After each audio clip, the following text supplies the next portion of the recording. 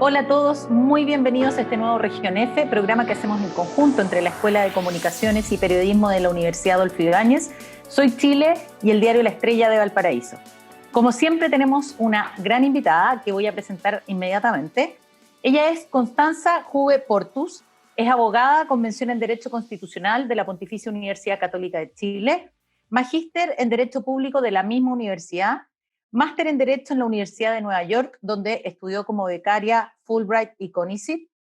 Es directora del Foro Constitucional y subdirectora del Departamento de Derecho Público y profesora de Derecho Constitucional de la Universidad Católica. Anteriormente fue abogada senior del Grupo de Derecho Público y Mercados Regulados de CAREI, investigadora del programa legislativo del Instituto Libertad y Desarrollo, y entre 2011 y 2013 fue investigadora legislativa para el Senado. En 2011, durante el primer gobierno de Sebastián Piñera, fue asesora además legislativa del Ministerio Secretaría General de Gobierno. Bienvenida, Constanza. Muchas gracias, Karen, muchas gracias a la Universidad Adolfo Ibáñez, a Soy Chile, bueno, Soy Valpo entiendo en este caso, y a La Estrella por la invitación, la gran invitación que me hacen, y a todo el equipo de producción también que está detrás de este esfuerzo, ¿no? Sí, y una invitación que tiene como una misión bien clara, que es hablar de lo que se nos viene. Estamos ya a puertas de un plebiscito constitucional para ver si se reforma, o más bien si se hace una nueva constitución. Y lo primero que te quería preguntar es cómo ha sido, una pregunta muy general, y antes de entrar al tema constitucional de lleno, ¿cómo ha sido tu experiencia de género en un área como el derecho, que hasta hace no mucho estaba reservada más bien para hombres? De hecho, hasta hace no mucho, incluso en la Corte Suprema no había mujeres. ¿Cómo ha sido tu experiencia en ese sentido?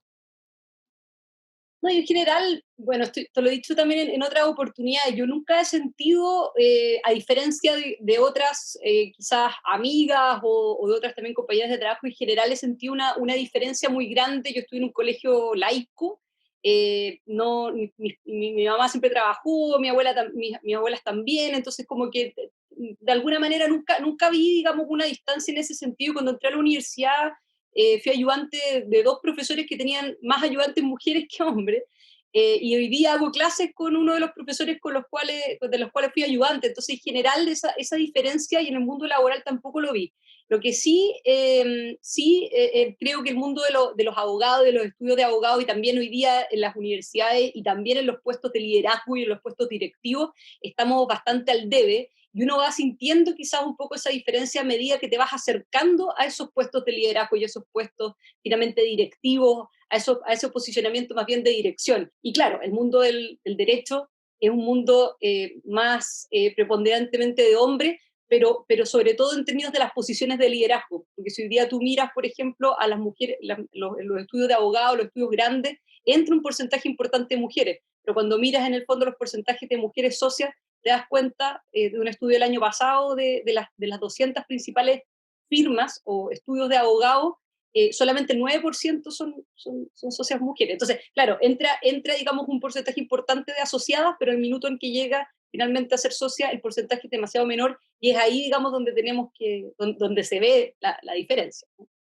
Y esa diferencia se ve también en otras áreas, o sea, es impresionante cuando tú te dedicas a mirar en otros sectores en la sociedad pasa lo mismo.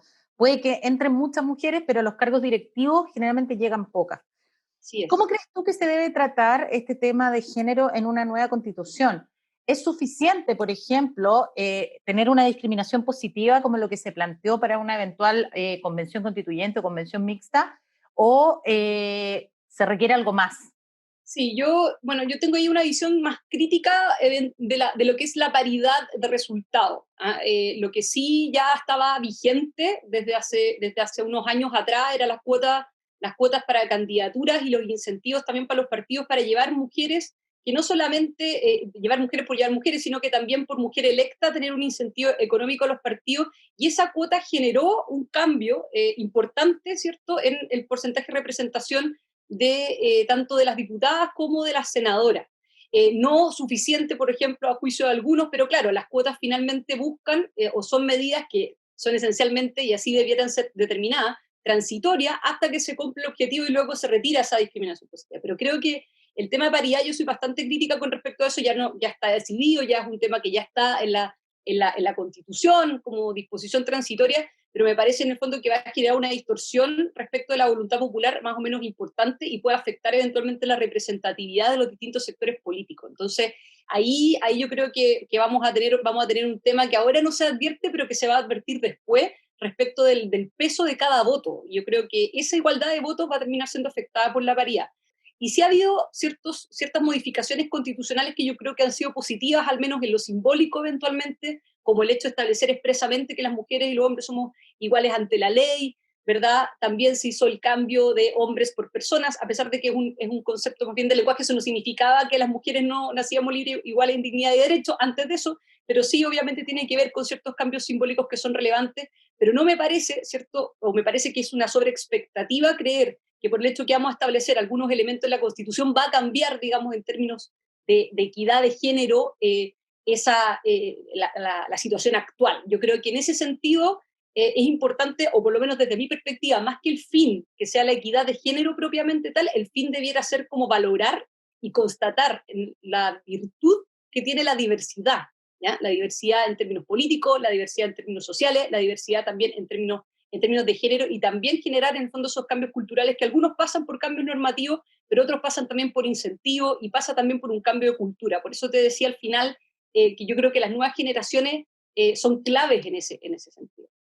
Oye, Constanza, ¿cómo evalúas tú el proceso constitucional que está comenzando a partir de este plebiscito que tenemos próximamente? ¿Qué se ha hecho bien y qué se ha hecho en qué estamos al debe hasta el momento, considerando además el momento bien extraño en que vamos a tener este plebiscito, digamos? Sí, a ver, yo soy, partamos quizás por lo bueno. ¿Ah? Yo creo que yo soy bastante crítica respecto de que la causa de todo, muy escéptica, de hecho, no comparto, digamos, esa apreciación de que la causa en la práctica del 18 de octubre, lo que vino, digamos, después, haya sido una demanda por una nueva constitución. ¿Ah? Yo creo, y esto lo he dicho también en otras oportunidades, yo comparto, y nunca pensé que lo iba a decir, pero me interpreta, digamos, el rector de la Universidad Diego Portales, Carlos Peña, que plantea en su libro pensar en el malestar de que el sentido, esto de la nueva constitución como demanda fue un sentido ex post, fue posterior, o sea, las demandas no tenían que ver con eso, eran con demandas sociales y sobre todo aquellas demandas que se hicieron en contextos de marchas legítimas y pacíficas, que hablaban de mejores pensiones, del joven que finalmente también se identificaba con su abuelo que recibe una pensión, digamos, baja, que le impide, digamos, poder desarrollar su vida, mejora en la salud, mejora del acceso a la educación, y yo creo que también, lamentablemente, ¿cierto?, se fue encauzando este tema a la nueva Constitución, y hoy día existe una sobreexpectativa respecto de lo que la nueva Constitución puede hacer. Y ahí hay una sobreexpectativa de que la nueva Constitución puede mejorar la situación económica, familiar o personal, en el fondo, de los ciudadanos, o que puede mejorar el acceso a la educación y a la salud, o que puede también disminuir las brechas de la desigualdad de manera casi que automática, y eso no es así, y a mí eso es lo que más me preocupa en el fondo de hoy día del proceso que tenemos. Yo veo con un poco de preocupación lo que viene en el futuro. Creo además de que se le debía haber dado, o personas como yo, por ejemplo, que creo cambios constitucionales, y no por un tema oportunista, sino que porque venimos hablando de cambios constitucionales hace años con otros constitucionalistas.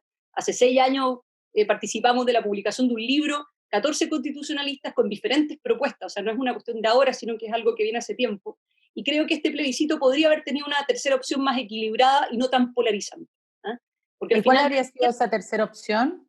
para mí, creo que habría sido una reforma constitucional vía Congreso Constituyente. Hoy día la pregunta que se le hace a la ciudadanía es, ¿usted quiere una nueva constitución? El apruebo es el equivalente a sí quiero una nueva constitución completamente nueva, hoja en blanco, es decir, no partir como un texto como base, porque para no tener campaña del terror es no partir con un texto como base, blanco, ¿cierto? No le vamos a hacer un escrutinio a la constitución actual, sino que no tenemos nada de lo que tenemos hoy día seguro, ¿cierto? O quiero quedarme exactamente como está, que es el equivalente al rechazo. Entonces, en ese contexto, para mí, habría sido una opción quizás bastante más equilibrada, mucho menos polarizante, una reforma constitucional vía Congreso Constituyente, ya fuera que el mandato del Congreso haya sido para este Congreso que está actualmente en ejercicio o el siguiente. ¿Qué relevancia tiene hoy día en la práctica? Y algo adelantabas hace unos minutos. ¿Qué relevancia tiene en la práctica el hecho de tener una nueva constitución en la vida de los chilenos? Y te lo pregunto porque en un primer momento, después del 18 de octubre, había mucha expectativa, tú misma lo recordabas, respecto de que la nueva constitución iba a ser como la solución a todos los males. Pero eso también ha ido decantando, y si tú ves las encuestas en los últimos meses, la preocupación de la ciudadanía por una nueva constitución también ha disminuido, versus lo que era en noviembre o diciembre del año pasado. ¿Qué efectos en la práctica tiene esta nueva constitución o tendría una nueva constitución para los chilenos? ¿Qué solucionaría una nueva constitución? Yo creo que ese es un gran punto, Karen. Al final del día, a ver, el tema de la nueva constitución ha ido disminuyendo, ¿cierto? La prioridad, porque también se plantea o se entiende, ¿cierto? Que finalmente puede que no sea lo más urgente y quizás también lo más importante, ¿cierto? En el minuto que se identificaba la nueva constitución, como en diciembre, como bien decías tú, de hecho en diciembre son estas estadísticas que te digo, el 58% consideraba de que iba a mejorar su situación económica, personal, familiar, casi el 80% que le iba a mejorar la educación, el acceso a la educación y la salud. Eso ha ido decantando un poco, pero el punto es de que, claro, estamos en campaña, entonces finalmente como que se termina identificando la nueva constitución como un futuro mejor. El punto es de que la constitución no tiene fórmulas, no tiene cálculos, no tiene montos, no viene con una especie como de fajo, digamos, de billetes en términos de que le va a implicar, digamos, una mejora directa. Se pueden hacer algunas modificaciones, pero que esas modificaciones no necesariamente van a significar cambios en la vida de las personas porque los problemas sociales propiamente tales, las demandas sociales, los problemas sociales se mejoran con políticas públicas. Ahora, también tiene un tema que es más ideológico o que es más, que está en el mundo un poquito de las expectativas, que tiene que ver con cambiar una constitución que fue hecha en tiempos de dictadura, digamos. Pero más allá de eso, ¿qué problemas o peligros crees tú que tiene llevar a cabo un proceso constitucional como el que se está planteando ahora, eh, con exceso de expectativa, en momentos de pandemia? Que no hemos logrado controlar, en estado de excepción constitucional. ¿Qué peligros ves ahí? Bueno, veo que, a ver, respecto como del contexto en el que estamos, yo de todas maneras yo soy bien partidaria de que ojalá se mantenga el itinerario constituyente, más allá que yo tenga una opción que es bastante pública, o sea, lo he dicho en otras oportunidades y por las razones que también di anteriormente, yo en el fondo por el rechazo, pero más allá de eso, creo que en el fondo las reglas de juego están para cumplirlas. Y hoy día, parte, digamos, de las reglas que están, de hecho, en la propia Constitución es que haya un plebiscito y por lo tanto me parece en el fondo que la única razón por la cual no se debiera hacer es por razones sanitarias. Ahora, lo que sí me preocupa del contexto y de lo que tú me dices, en la práctica es que podamos hacer efectivamente o podamos desarrollar una campaña realmente informativa. Porque en este caso, a diferencia de una elección común y corriente, entre comillas, donde uno elige autoridades, por último se identifica con ciertas personas, este es un voto programático, que tiene que ver con tomar conocimiento y que uno pueda informar a la ciudadanía de los contenidos de la actual constitución, de eventualmente los contenidos que podría tener una potencial nueva, de tal manera que haya un voto informado. No hay voto libre, sino hay voto informado, y me parece que hoy día, claro, las condiciones son bastante malas para poder lograr ese voto programático. Las redes sociales no son suficientes, me parece. Creo que hay una brecha importante, una brecha digital importante, tanto por nivel socioeconómico como por edad.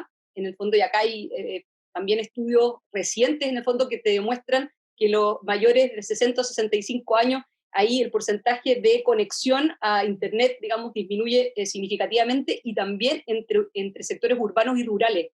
Por lo tanto, en un escenario, ¿cierto?, donde tenemos 40, 50 comunas en cuarentena, imagínate el Gran Concepción, Magallanes ahora, o sea, regiones completas, me parece que las condiciones para una campaña tan importante, para un plebiscito tan importante como este, claramente no, son muy complejas y no son las óptimas.